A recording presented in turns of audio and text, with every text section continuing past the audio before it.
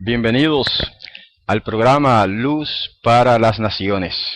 Esta es una sesión de estudio en la que analizamos los grandes capítulos de la Biblia. Habla para ustedes Joseph desde Camuy, Puerto Rico, y en esta ocasión nuestro tema será Génesis capítulo 1.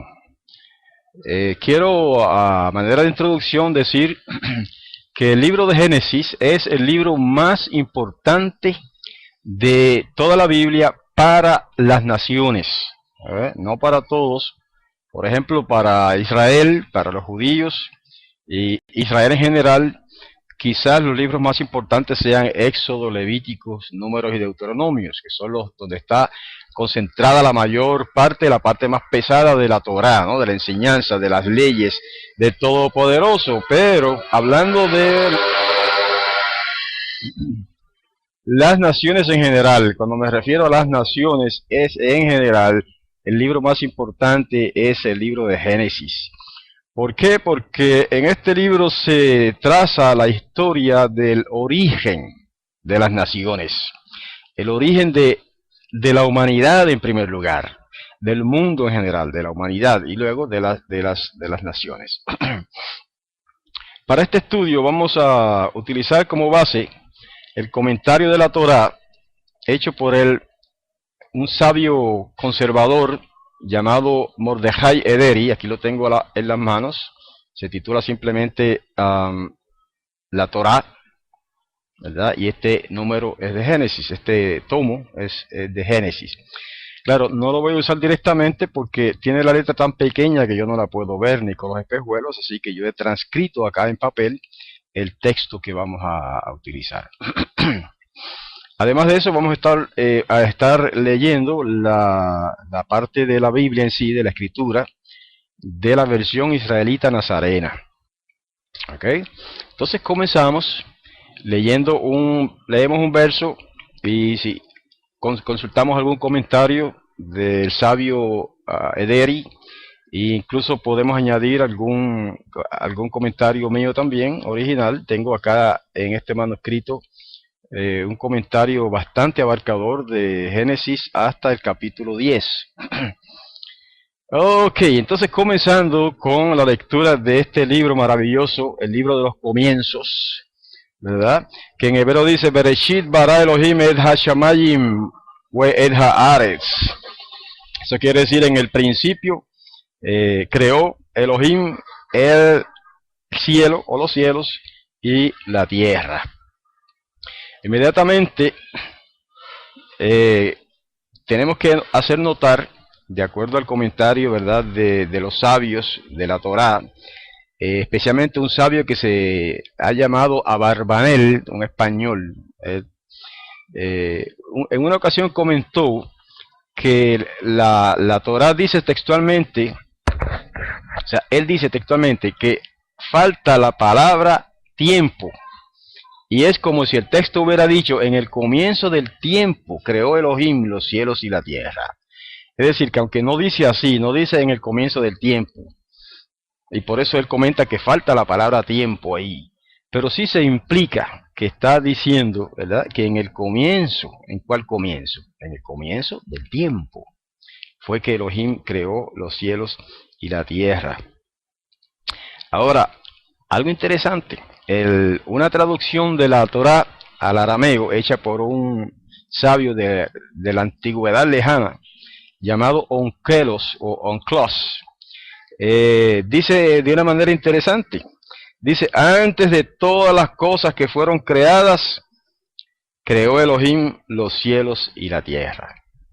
Es una traducción un poquito parafrástica, ¿verdad?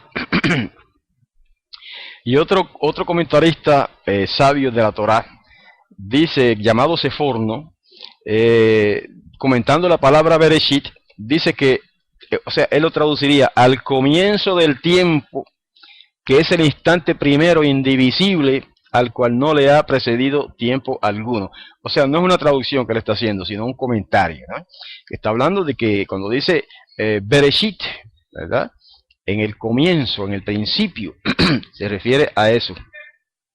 Hay otro autor llamado el autor de Carné Or, una obra que se llama así, comentando Ibn Ezra, que es otro autor. Dice, el tiempo comenzó a existir solamente con el movimiento. Esto es un pensamiento profundo, hermanos.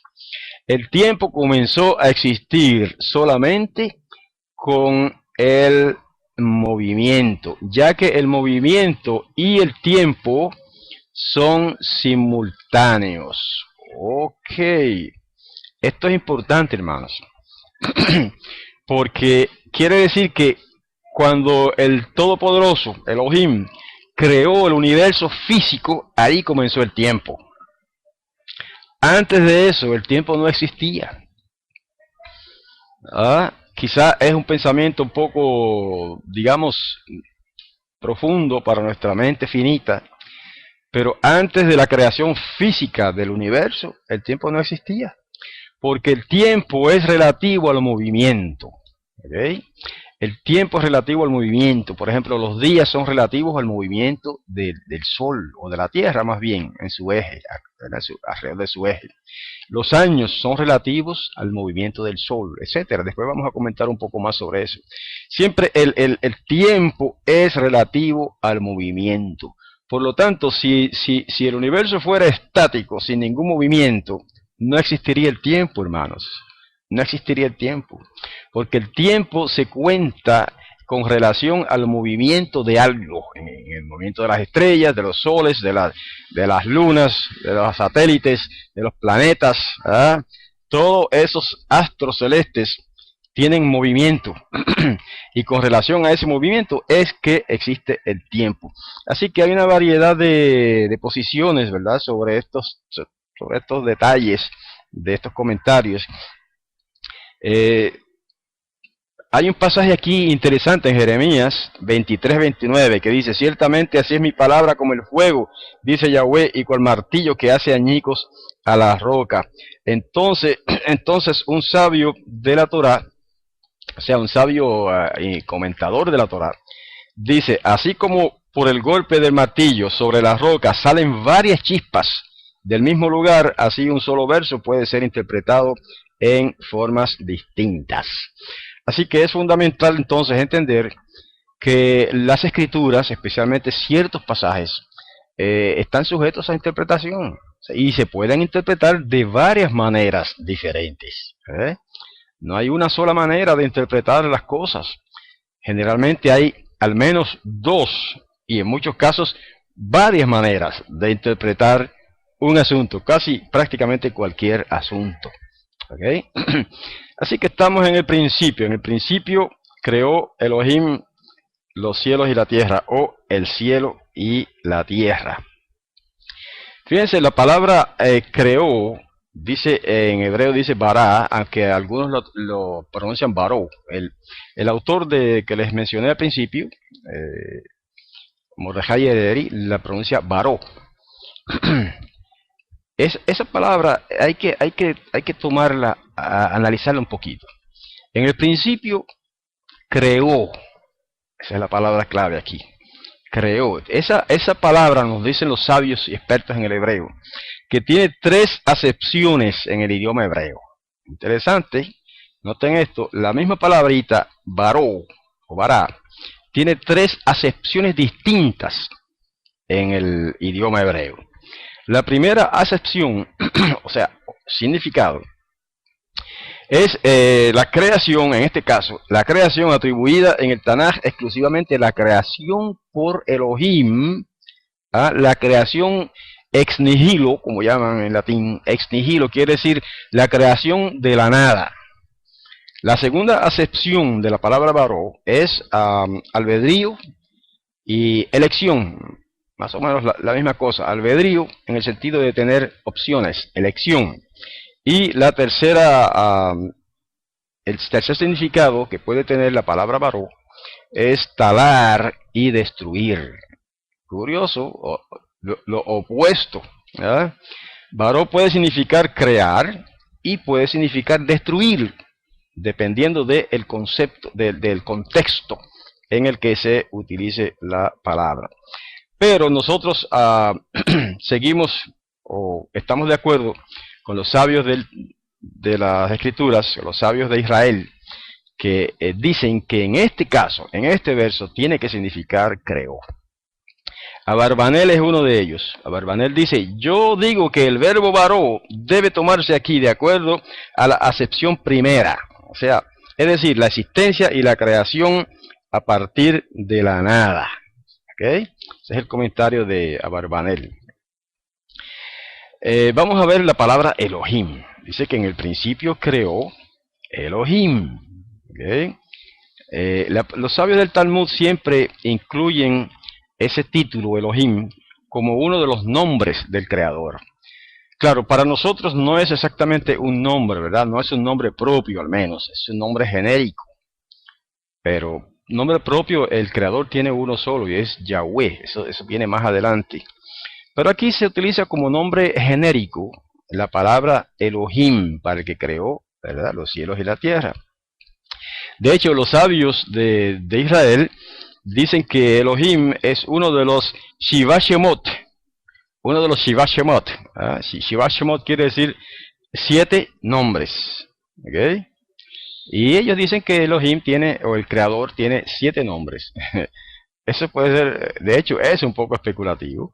Pero bueno, eso es una creencia tradicional, ¿verdad?, en el judaísmo.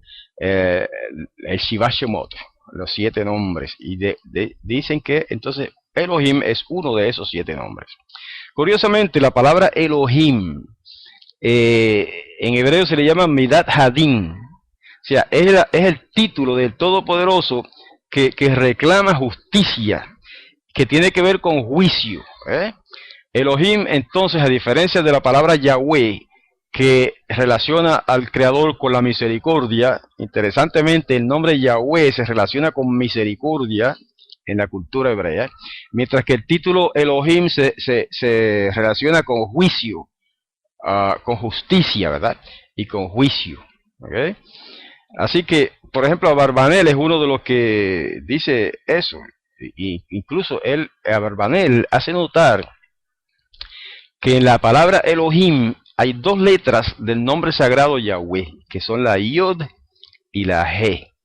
¿Okay? Y eso mismo se da, dice él, en la palabra Eloha, en la palabra Elohai, en la palabra Elohenu y en la palabra Elohei. En todas esas se incluyen en ese título 2 letras del nombre Yahweh, del tetragramaton, ¿verdad?, que es Yod, He, Waw, He. Y las que se incluyen son la Yod y la He. ¿Ok? El sabio Abarbanel, que fue un sabio erudito español, nos dice que en la Torah, en particular en el Tanaj, o sea, en la Torah en particular y en el Tanaj en general, Elohim se usa también para indicar a aquellos seres celestiales, emisarios del Creador, que son también llamados Elohim por estar al servicio de Elohim, así como también a las cortes o los tribunales que imparten justicia de acuerdo a la Torah de Elohim, ya que el juicio pertenece a Elohim.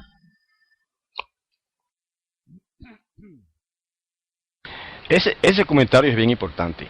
Nosotros lo hemos dicho muchas veces también, que la palabra Elohim no solo se aplica a Yahweh, al Creador, al Todopoderoso, también se aplica a los ángeles. ¿Ok? A través de la Torah y a través del Tanaj en general. Cuando decimos Tanaj, nos estamos refiriendo a lo que los cristianos llaman el Antiguo Testamento, ¿verdad? Las escrituras en general, las escrituras hebreas. La palabra Elohim se aplica, sí, principalmente a Yahweh, el Creador, pero también se aplica a los ángeles, en varios pasajes. No vamos a entrar en esos detalles ahora, pero ustedes, los que investigan las escrituras, están al tanto de eso, y si no lo están, pues búsquenlo. En varios pasajes, especialmente en los Salmos, se aplica la palabra Elohim a los ángeles. Y en la Torah se aplica varias veces la palabra Elohim a los jueces de Israel. ¿ok? Al tribunal de Israel, a la corte de Israel. Y también a la corte celestial. Y también al tribunal celestial. Porque así como hay tribunales de justicia en la tierra, hay un tribunal en el cielo, hermanos. Y eso es otro tema que podemos tratar aparte en otra ocasión. Entonces, otro sabio en los comentarios de la Torá, a quien llaman Rambán, dice que ese nombre del creador, que se dice Elohim, proviene de una palabra raíz hebrea que se dice El. El, en hebreo, significa fuerza. ¿Eh? Pero cuando se la pone en plural, como lo es Elohim, que es un plural, entonces significa una fuerza plena, una fuerza todopoderosa. Y por eso es que en muchos casos, en algunos casos, e incluso en la versión israelita nazarena, la hemos traducido nosotros como el Todopoderoso. Y en la versión Reina Valera restaurada la hemos traducido también muchas veces, más de 300 veces, como el Todopoderoso, en lugar de simplemente el Poderoso. Pero claro, hemos traducido en ese caso el Todopoderoso cuando vemos en el hebreo la palabra Ha-Elohim. Cuando vemos la palabra Elohim sola la hemos traducido el Poderoso. Pero cuando vemos la combinación Ha-Elohim, entonces la hemos traducido el Todopoderoso. Estoy hablando ahora de la versión Reina Valera restaurada. En la versión israelita nazarena hemos dejado los títulos tales como están en hebreo. Donde en hebreo dice Ha-Elohim, ahí ponemos nosotros Ha-Elohim. Y si dice solamente Elohim, ponemos Elohim. Es una versión muy fiel a los originales hebreos. Es curioso que ahí dice que en el principio creó Elohim los cielos y la tierra. O se puede traducir también el cielo y la tierra. Y así la hemos traducido de la versión israelita nazarena. El cielo y la tierra. ¿Por qué? Lo vamos a explicar un poco más adelante. Pero lo que iba a decir es que es curioso que en este caso no se dice que Elohim creó el mundo. Pudo haber dicho que Bereshit bara Elohim Haolam, ¿verdad? En el principio creó Elohim el mundo. Sin embargo, no se usa esa palabra. La palabra Olam, para implicar el mundo, se comenzó a usar en un hebreo posterior, un hebreo más, digamos, posterior, más tardío, ¿verdad?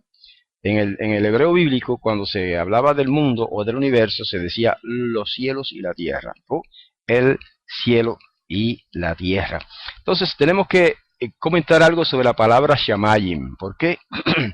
Porque la palabra Shamayim es plural. Estoy viendo la pantalla porque algunas personas hacen comentarios y preguntas en la pantalla, ¿verdad? Sí, ya pasamos de la parte esa del tiempo, pero sí nos preguntan que si se podría entonces leer en un principio del tiempo, creó Elohim. Exactamente eso fue lo que dijimos, que se pudiera traducir en el principio del tiempo, o en el comienzo del tiempo, creó Elohim los cielos y la tierra. Pero ya habíamos comentado un poco sobre eso. Ahora vamos a comentar sobre la palabra Shamayim. La palabra Shamayim es un plural dual. ¿Por qué los antiguos llamaban al cielo con esa palabra en plural? Prácticamente nunca aparece esa palabra en singular en las escrituras hebreas. Siempre aparece en plural. ¿Por qué? Hay varias interpretaciones de eso, ¿verdad? Bueno, en primer lugar, un entendimiento sencillo que todos podemos entender es que los antiguos veían esa extensión tan inmensa, esa expansión tan inconmensurable, que la llamaban en plural, porque es común en el hebreo llamar algo en plural cuando se quiere recalcar la inmensidad, la grandeza de ese algo. En este caso, los antiguos miraban, donde quiera que miraban hacia arriba, veían cielo. No veían el cielo estacionado en un solo sitio, sino que en todas partes, arriba, cuando miraban, hay cielo. Entonces es una inmensidad tan grande que para eso, para describir esa inmensidad, utilizaban entonces la palabra en plural, shamayim. ¿Eh? Tiene mucho sentido esa explicación de los sabios. Además de eso, hay otra explicación, y es que la palabra shamayim, según un comentarista que tengo por aquí anotado, Rashi, dice que se compone de dos palabras raíces en hebreo. ¿Okay? Una es Esh, que significa fuego, y Mayim, que significa agua. Entonces, dice Rashi que la combinación de esos conceptos, no solamente de las palabras, de esos conceptos de fuego, que es un elemento, digamos, primitivo, original, primario, y Mayim, que es otro elemento primario, entonces la combinación de esos dos conceptos, de dos elementos primarios, elementales y básicos para la existencia de la humanidad y del universo entero, esa combinación de esos conceptos produce entonces la palabra Shamayim, que se traduce defectuosamente al español como los cielos. Cuando se pudiera traducir en realidad el inmenso cielo. Claro, no se puede, no la traducimos así, ¿verdad? Nadie la traduce así, porque ya es como una paráfrasis. Pero sí, ese es el sentido, el inmenso cielo. Shamayim. Lo que pasa es que para nosotros el pensamiento se nos queda corto, ¿verdad? Cuando hablamos de estas cosas, porque no tenemos la misma mentalidad que tenían los hebreos antiguos, ¿verdad? Los hebreos antiguos sí, cuando querían recalcar la inmensidad y la grandeza de algo, pues lo ponían en plural, el nombre. Y hay otros ejemplos de eso, después lo vamos a mencionar. Eso es solo un ejemplo. Eso es solo un ejemplo de lo que estamos diciendo. Otro dato curioso o importante que hay que hacer notar con relación a la palabra cielos, o shamayim, es el siguiente, que para compararla con Elohim, ¿verdad? La palabra shamayim, que es plural, generalmente va acompañada de un verbo en plural. Tenemos ejemplos en Primera de Reyes 8:27, Salmos 148:4 y otros más. Por ejemplo, cuando dice, los cielos cuentan, en plural, ¿verdad? Sin embargo, con la palabra Elohim, que es plural también, no se da eso. Se da un fenómeno diferente. Y es que la palabra Elohim, generalmente, obviamente, cuando se refiere a Yahweh, al Padre, al Creador, va acompañada de un verbo en singular. No se dice Bereshit bara Elohim. Bueno, en hebreo se dice así, Bereshit bara Elohim. Pero fíjense que dice Bereshit bara, creó, singular. Entonces no se dice, en el principio crearon los poderosos el cielo y la tierra. No, así es como lo conceptualizan los paganos, de hecho. Pero no se dice así en la escritura hebrea. Se dice, en el principio creó Elohim. Por lo tanto, el verbo en singular nos indica, es un gran indicio de que la palabra que sigue, ¿verdad?, el sustantivo al cual aplica el verbo, tiene que ser singular. Entonces, por lo tanto, aunque la palabra Elohim intrínsecamente es plural, es en realidad un singular, y es lo que llaman en gramática hebrea un plural majestático. Ese concepto lo vamos a ver un poquito más adelante otra vez.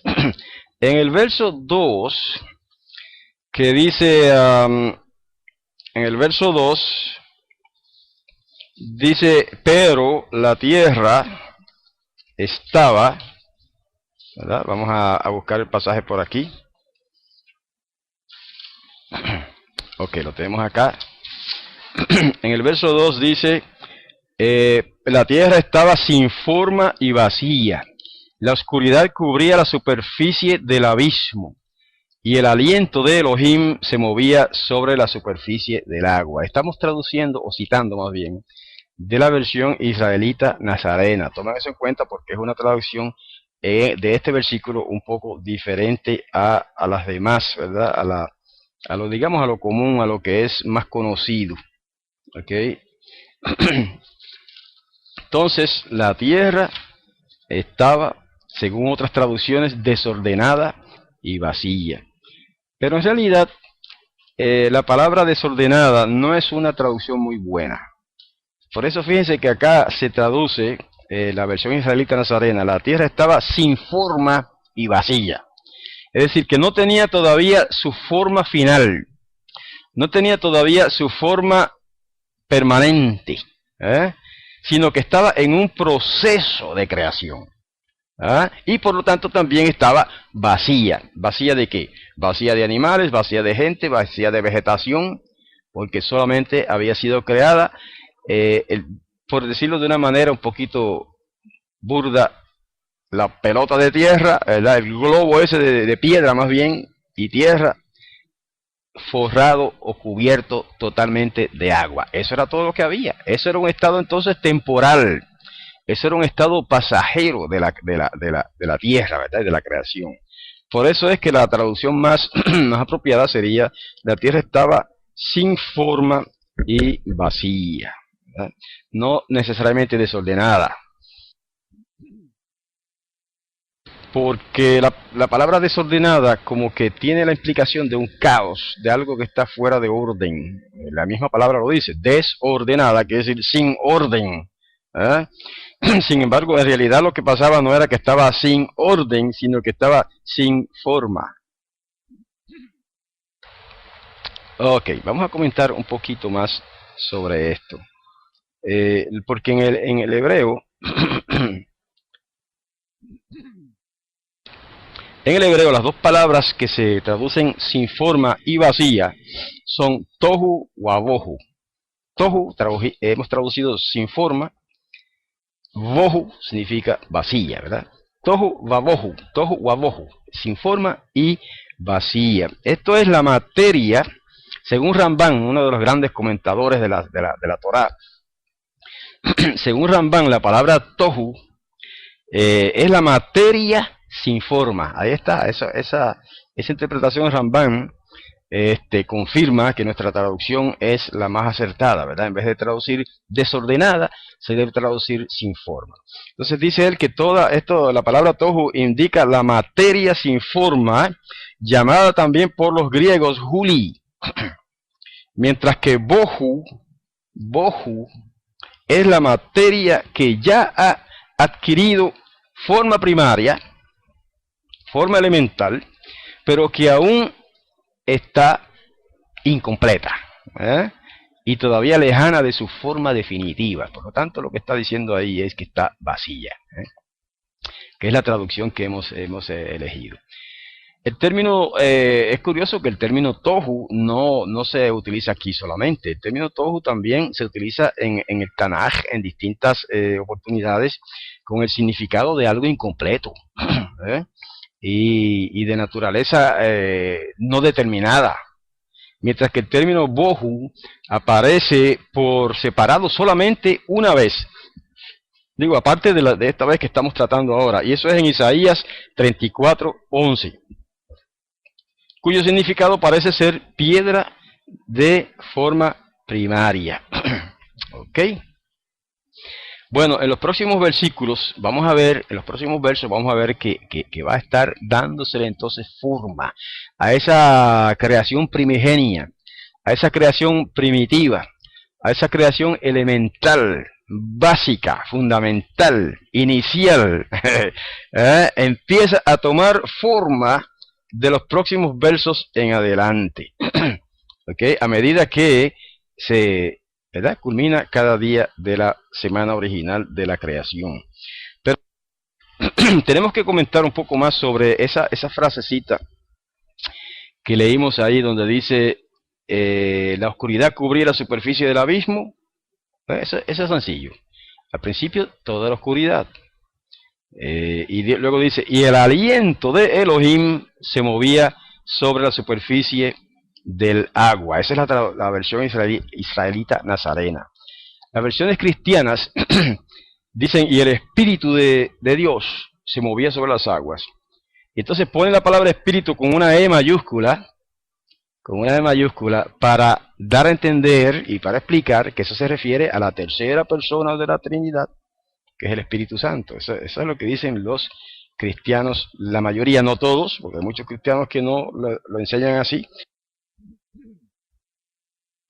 Sin embargo, en las traducciones judías de la Biblia, en algunas se traduce también el Espíritu de Elohim, o el Espíritu de Dios, como dicen ellos. Pero ponen el Espíritu, la palabra Espíritu con E minúscula. ¿Por qué? Porque los judíos no aceptan ese concepto de que eso se refiera a una supuesta tercera persona de la Trinidad. Ningún judío, ningún hebreo, antiguo ni moderno, puede aceptar ni puede ver en ese pasaje una referencia a alguna Trinidad o a algún espíritu, en este caso el Espíritu Santo, como una persona. Por lo tanto, ¿a qué se refiere? ¿De qué estamos hablando aquí? ¿Qué es lo que dice el original? El original, que lo tenemos por aquí también en uno de estos documentos, dice Ruach Elohim. ¿Okay? Ruach Elohim. Ahora, ¿por qué la versión israelita nazarena ha traducido el aliento de Elohim? Porque la palabra Ruach significa eso. Es más, vamos a ir un poco más allá. La traducción que hace el doctor Mordejai Ederi en este libro que les mencioné al principio, en el cual basamos estos comentarios, la traduce un poco más todavía, digamos, más diferente que lo que tiene la versión israelita nazarena. Allí traduce, y el viento, o un viento de Elohim, soplaba sobre la superficie de las aguas. ¿Okay? Entonces fíjense que claro, él lo pone, un viento de Elohim. Eso está de acuerdo con otros grandes comentadores de las escrituras, ¿verdad? En Israel, como Ibn Ezra, Ramban, ¿verdad? Y otros, que dicen que Ruach Elohim, en este pasaje, en particular, en específico, la frase Ruach Elohim se debe traducir un viento de Elohim. Interesante. ¿Eh? Entonces era un soplo, un viento. Es como si Elohim, el creador, Yahweh, estuviera soplando de una manera intensa sobre la superficie de las aguas. Esa es la imagen que quiere presentar el autor original, en el idioma original hebreo. E incluso hay otras traducciones que van un poco más allá. Como la traducción del doctor Smith. Es una traducción cristiana, voy a citar ahora, que se llama en inglés An American Translation, una traducción americana, hecha por los doctores Smith y Goodspeed. Smith tradujo el Antiguo Testamento y Goodspeed tradujo el Nuevo. Entonces el doctor Smith traduce aquí, en este pasaje, a raging wind, dice un viento poderoso, porque no me acuerdo cómo es la palabra en inglés, creo que dice a mighty wind, gracias, a mighty wind raging over the surface of the waters. Interesante traducción para ser de un cristiano. Dice, lo traduce el doctor Smith, y un viento tempestuoso. Y un viento tempestuoso rabiaba sobre la superficie de las aguas. Es una imagen poética extraordinaria. Porque ahí toma la palabra Elohim como poderoso o tempestuoso.